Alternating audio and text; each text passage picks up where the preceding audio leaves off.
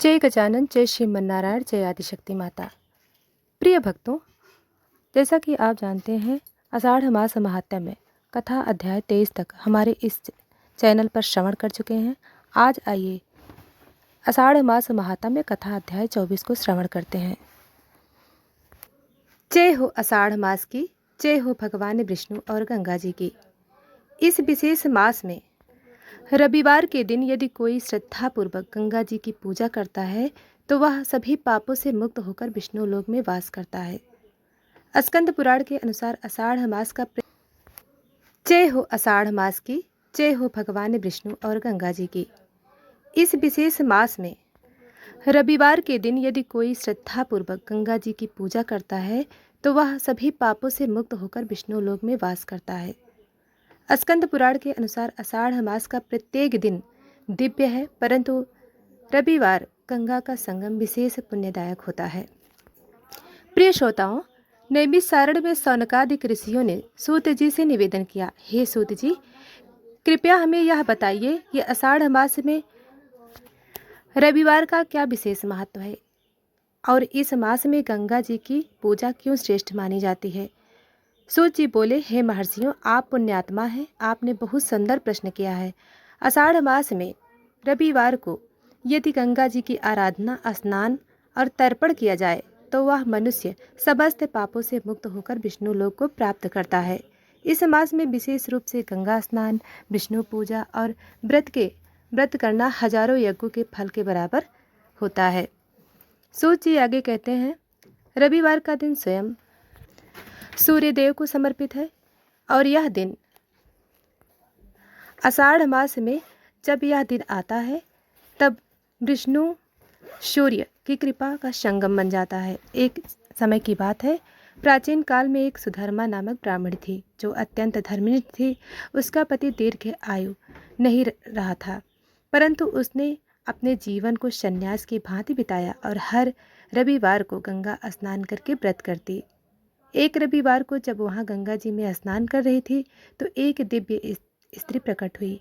वह स्वयं गंगा देवी थीं। गंगा जी ने कहा, हे धर्मनिष्ठ, तो मेरे जल में नित्य श्रद्धा से स्नान करती है और हर रविवार को व्रत करती है। मैं तुझसे प्रसन्न हूँ, मांग जो कुछ मांगना चाहती है। सुधर्मा बोली, माँ, मुझे कोई स्वर्ग या वैभव नहीं चाहिए, मुझे बस यह वरदान चाहिए कि हर उस स्त्री या पुरुष को तुम्हारी कृपा मिले जो आषाढ़ मास में रविवार के दिन तुम्हारा पूजन व्रत रखें और किसी ब्राह्मण को दान दें। गंगा देवी बोली, एवमस्तु, यह व्रत जो करेगा वह मेरे समान पावन हो जाएगा और अंत में विष्णु लोक को प्राप्त करेगा। सूत जी बोले, जो व्यक्ति आषाढ़ मास में रविवार प्रातः उठकर स्नान करे, पीले लाल वस्त्र धारण करे, गंगा जल से विष्णु भगवान का अभिषेक करता है, तुलसी पत्र अर्पित करता है, व्रत करता है और ब्राह्मणों को लाल वस्त्र, हल्दी, गुड़ का दान देता है, वह अपने पितरों को भी तरा देता है। और यदि उस दिन गंगा जल में खड़े होकर निम्न मंत्र का जप करता है, ओम नमो भगवते वासुदेवाय नमः, ओम गंगे गंगे याम गंगे त्रिपथ गामिनी, तो वह पाप रहित होकर दिव्य शरीर धारण करता है।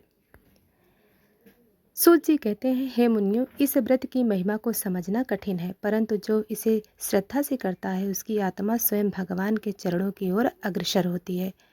आषाढ़ मास का यह दिन गंगा जी की कृपा और विष्णु भगवान की शरण में प्रवेश का परम अवसर है। जय सूर्य नारायण, जय आषाढ़ मास। इस मास के प्रत्येक रविवार को जो श्रद्धा से सूर्य देव की उपासना करता है वह रोग, दरिद्रता, संतानहीनता और पाप से मुक्त होकर दीर्घ आयु और तेजस्वी हो जाता है। स्कंद पुराण के अनुसार आषाढ़ मास के रविवार की पूजा सूर्य सप्तमी के समान फलदायी मानी जाती है।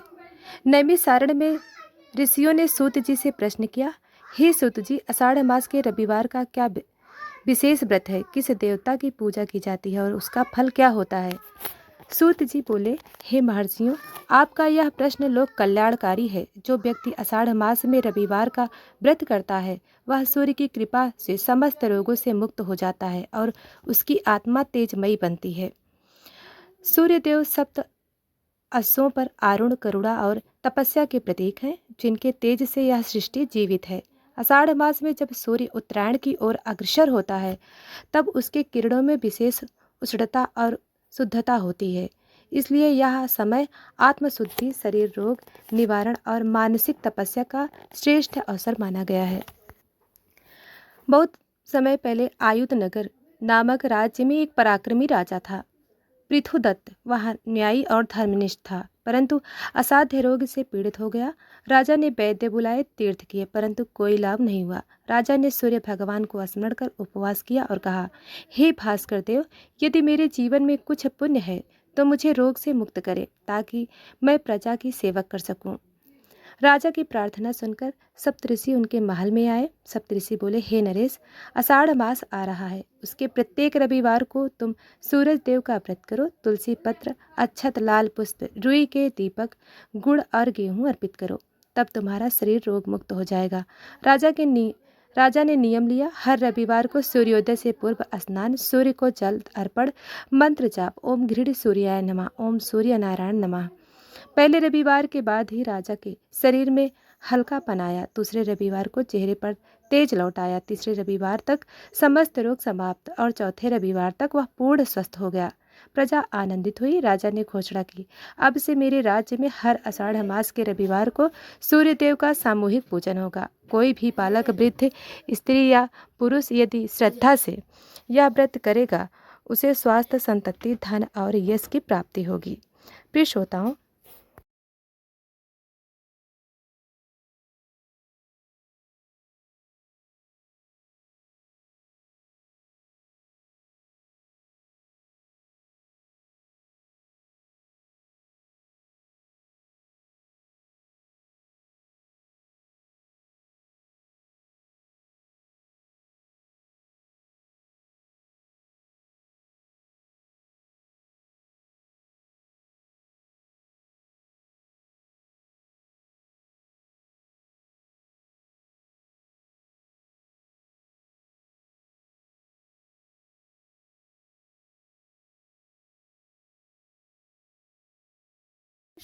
आइए श्रवण करते हैं आषाढ़ मास महात्म्य कथा अध्याय 24, जिसे श्रावण भी कहा जाता है।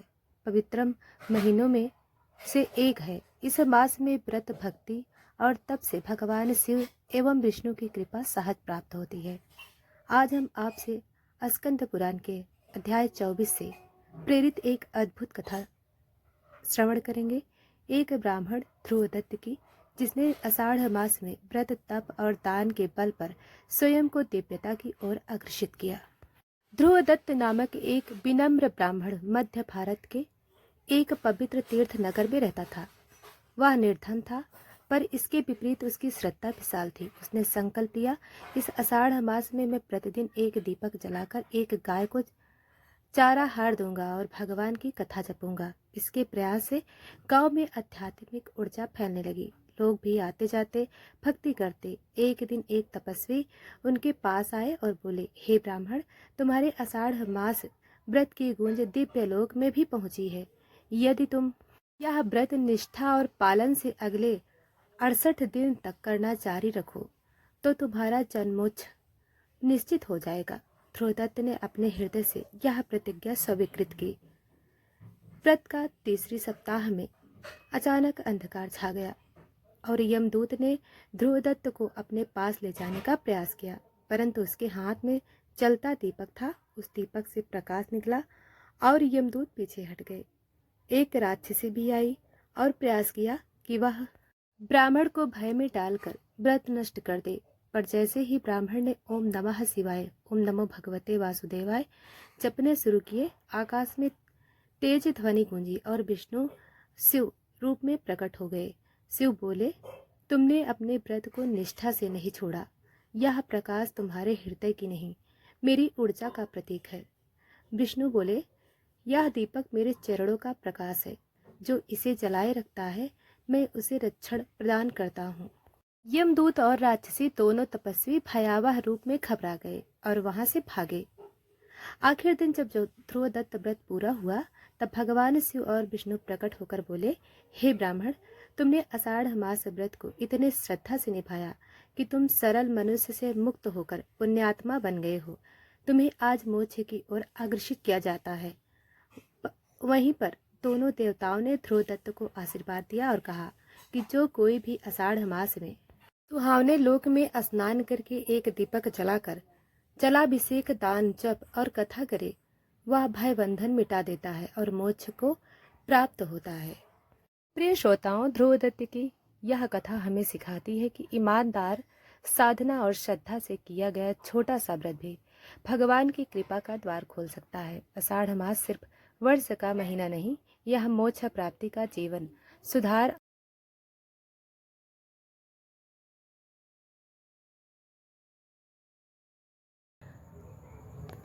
देवशयनी एकादशी की व्रत कथा। तो प्रिय भक्तों, आइए कथा को श्रवण करते हैं। इस लोक में जब अधर्म बढ़ता है, जब जीव मोह, माया और भ्रम में फंसता है, तब समय आता है व्रत का, संयम का और भगवान विष्णु की निद्रा का। आषाढ़ शुक्ल पक्ष की एकादशी यही वह दिन है जब देवताओं के देव श्री हरि विष्णु योग निद्रा में चले जाते हैं 4 मासों के लिए। तभी शुरू होता है चतुर्मास व्रत, तप और ब्रह्म ज्ञान का महायात्रा। यही दिन कहलाता है देवशयनी एकादशी। कलयुग का काल है, धरा पर अधर्म छाया है, नदियां सूख रही हैं, मनुष्य लोभ और अहंकार में डूब चुका है। उन्हीं दिनों एक देवेश नामक वृद्ध ऋषि तपस्या में लीन थे। उन्होंने 40 वर्षों तक केवल जलपान पर जीवन बिताया, पर आज उन्होंने एक नई तप साधना प्रारंभ की। हे नारायण, आज जब देवता भी निद्रासन में जा रहे हैं, तो क्या मैं भी निद्रा में चला जाऊं? नहीं, मैं जागूंगा, मैं इस लोक को जागृत करूंगा देवशयनी एकादशी की महिमा से। हे देव, आज मुझे वो कथा दो जो इस लोक को फिर से दिव्यता दे। अचानक आकाश से मंद प्रकाश उतरता है, एक दिव्य पुरुष प्रकट होता है, भगवान नारद मुनि। नारद हंसते हुए, पीड़ा बचाते हुए, नारायण नारायण। हे महात्मा देवेश, तुम्हारा आवाहन केवल इस धरती ने नहीं किया, स्वर्गलोक ने भी सुना है। तुम्हारे तप ने भगवान को प्रसन्न किया है। आज मैं तुम्हें सुनाऊंगा वह कथा जिससे त्रिलोक जागा था, जिसे सुनने मात्र से पाप नष्ट होते हैं। देवशयनी एकादशी व्रत कथा। नारद जी देवेश ऋषि को कथा सुनाने लगते हैं। कथा ले जाती है हमें सतयुग के आरंभ में, जहाँ देवता असुरों से पराजित होकर भगवान विष्णु के पास पहुँचे थे। देवगढ़ विनती स्वर में, हे श्रीहरि, आप ही पालन करता हैं, आप निद्रासन में न जाएं, हमें आपकी आवश्यकता है। श्री विष्णु मधुर वाणी में कहते हैं, हे देवों, समय की गति को कोई नहीं रोक सकता। आज से मैं 4 मासों तक योग निद्रा में रहूंगा।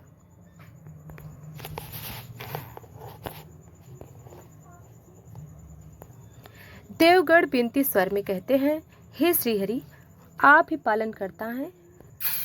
श्री विष्णु मधुर वाणी में, हे देवों, समय की गति को कोई नहीं रोक सकता। आज से मैं 4 मासों तक योग निद्रा में रहूंगा, परंतु उस बीच एक व्रत रहेगा, जिसे जो श्रद्धा से करेगा उसे मैं जागृत अवस्था में ही फल दूंगा।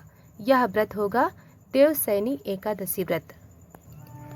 फिर आरंभ हुई व्रत की परंपरा। राजा मानधाता, राजा हरिश्चंद्र, महर्षि वशिष्ठ, देवी अनसुईया, यह सभी इस व्रत के माध्यम से अद्भुत सिद्धियां प्राप्त कर चुके हैं। हे नारद, मुझे संपूर्ण कथा सुनाइए, मैं उसे कलयुग में हर प्राणी तक पहुंचाऊंगा।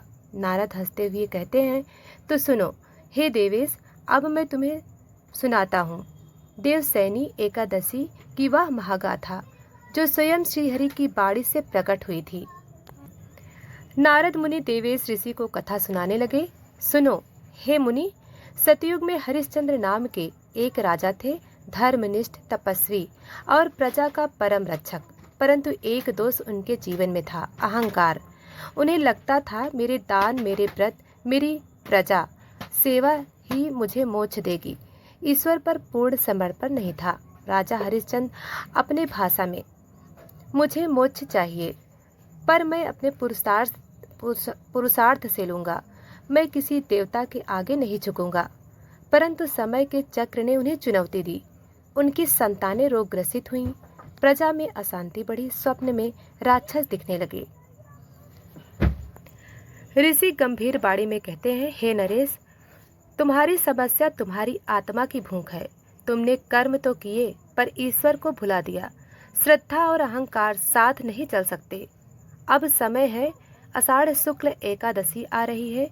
उसे देवसैनी एकादशी कहते हैं। इस दिन व्रत करो, सत्य भाव से श्री हरि को याद करो। राजा हरिश्चंद्र विनीत होकर कहते हैं, क्या मात्र एक व्रत से मैं ईश्वर के निकट जा सकता हूँ? ऋषि व्रत नहीं, समर्पण करो, शेष श्री हरि करेंगे। राजा ने व्रत किया, पूरे दिन जल का त्याग, अन्न, क्रोध, अभिमान सबका त्याग किया। रात्रि को ध्यान करते हुए वो रो पड़े, हे श्रीहरि, मुझे क्षमा करो, मैंने तुम्हारी शक्ति को नकारा। अब मैं कुछ नहीं, केवल एक याचक हूँ। और तभी स्वप्न में एक दिव्य पुरुष प्रकट हुए, स्वयं श्री विष्णु। श्रीहरि स्नेह पूर्वक वाणी में कहते हैं, हरिशयन, आज से तुम मेरी कृपा में हो। तुमने व्रत नहीं, अहंकार का परित्याग किया है। अब तेरा राज्य दिव्यता से भर जाएगा। उसी नगर में एक भीषण चोर रहता था, नाम था धूर्तपथ। रात को चोरी करने निकला, पर वह भूखा था, सो मंदिर में घुस गया। मंदिर में भगवान विष्णु की मूर्ति के सामने बैठा, थक कर वहीं सो गया। वो दिन था देवस्नी एकादशी। धूर्तपथ नींद में बड़बड़ाता, हे ईश्वर, अगर तू है तो मुझे बचा ले।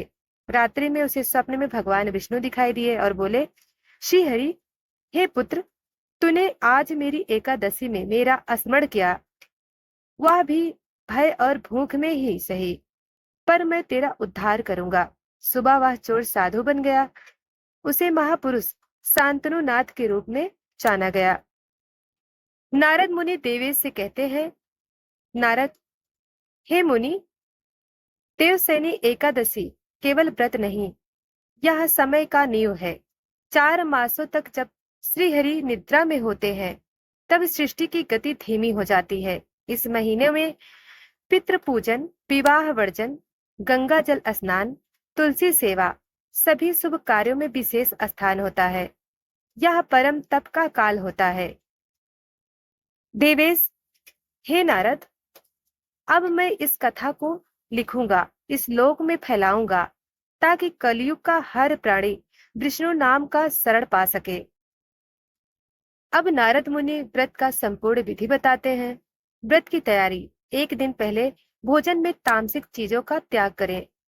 स्नान और मानसिक शुद्धता, एकादशी के दिन सूर्योदय से पहले स्नान, तुलसी पत्र से श्री हरि का पूजन, गीता पाठ, विष्णु सहस्त्र नाम, विष्णु स्तोत्र, अन्न त्याग, केवल फलाहार या निर्जल व्रत, रात्रि जागरण और कीर्तन, हरि नाम के संकीर्तन, दीप जलाना और कथा सुनना।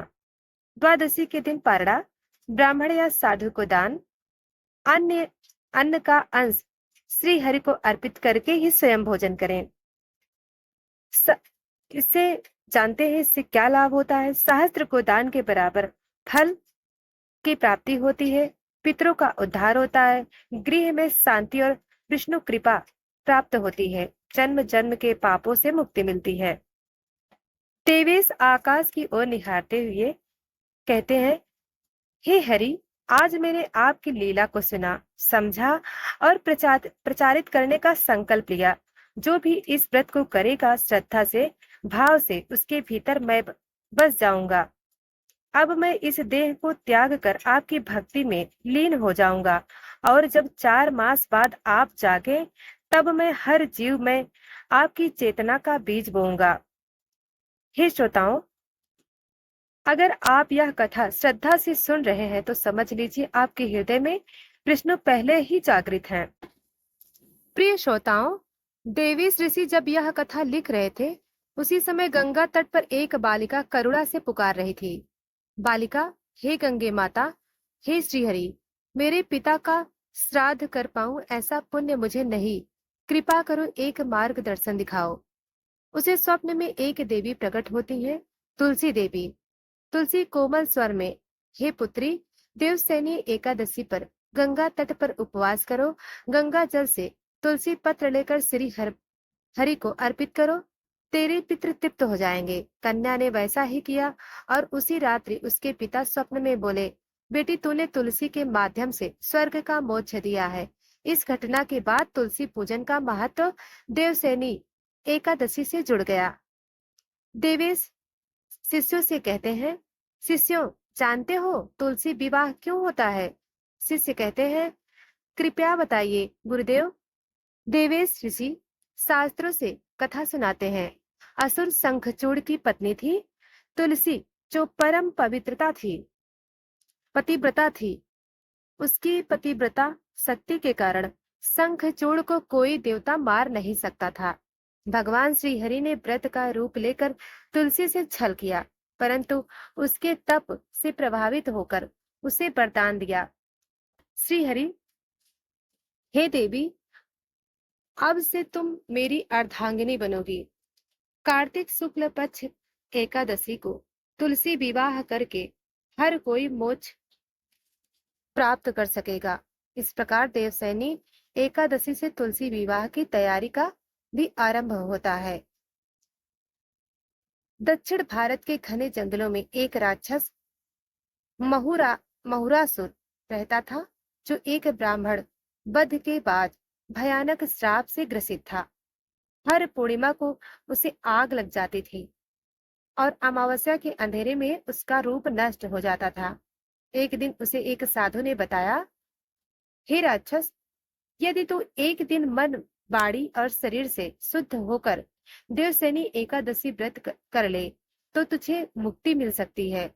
राक्षस ने वही किया। वह एक पेड़ के नीचे बैठकर पूरे दिन निर्जल उपवास में ओम नमो भगवते वासुदेवाय का जप करता रहा। रात्रि को आकाश से तीव्र ध्वनि आई, श्री हरि की बाड़ी, हे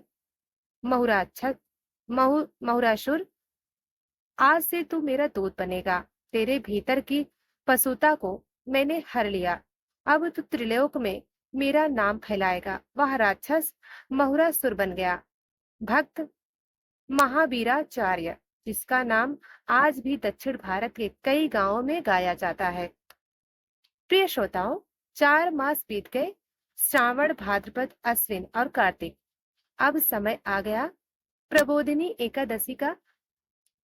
भगवान विष्णु अब जागेंगे। देवी शिष्यों से आज श्रीहरि जागेंगे। आज पाप, अज्ञान, भय और मृत्यु सब जागृत भगवान के प्रकाश में जल जाएंगे। आज तुलसी के साथ उनका विवाह होगा। आज जीवन का पुनर्जन्म होगा। जगह जगह दीपक जलते हैं, भजन कीर्तन होते हैं, लोग घरों को सजाते हैं। चारों धामों में विशेष पूजा होती है। बद्रीनाथ, द्वारिकापुरी और रामेश्वरम में देवेश समाधि की मुद्रा में, हे शिष्यों, अब मैंने वह कथा तुम्हें दे दी जो स्वयं नारायण से मुझे मिली थी। अब यह तुम्हारा धर्म है कि हर गांव, हर घर, हर जन को देवसैनी एकादशी का महत्व बताओ। आज से तुम अपने हृदय को श्री हरि का मंदिर मानो, हर विचार को तुलसी मानो और हर दिन को व्रत बनाओ। देवेश ऋषि ध्यान में लीन हो जाते हैं। गगन से पुष्प वर्षा होती है। एक अद्भुत प्रकाश उनके शरीर से निकलकर आकाश में विलीन हो जाता है और तभी आकाशवाणी होती है। भगवान विष्णु देवेश से कहते हैं, तुम अब केवल ऋषि नहीं, देववाणी के वाहन बन चुके हो। तुम्हारी कथा चिरकाल तक जीवित रहेगी। प्रिय श्रोताओं, यदि आपने आज की कथा को अंत तक सुना तो यह समझ लीजिए कि आपके भीतर एक देवेश जाग चुका है। अब आप भी किसी एक प्राणी को देवसैनी एकादशी का व्रत सिखाएं और यदि ये व्रत आप स्वयं करेंगे तो समझिए आपके हृदय में भगवान स्वयं विश्राम करेंगे। प्रिय श्रोताओं, यह कथा अच्छी लगी हो तो वीडियो को लाइक करें, चैनल को सब्सक्राइब करें, ज्यादा से ज्यादा लोगों को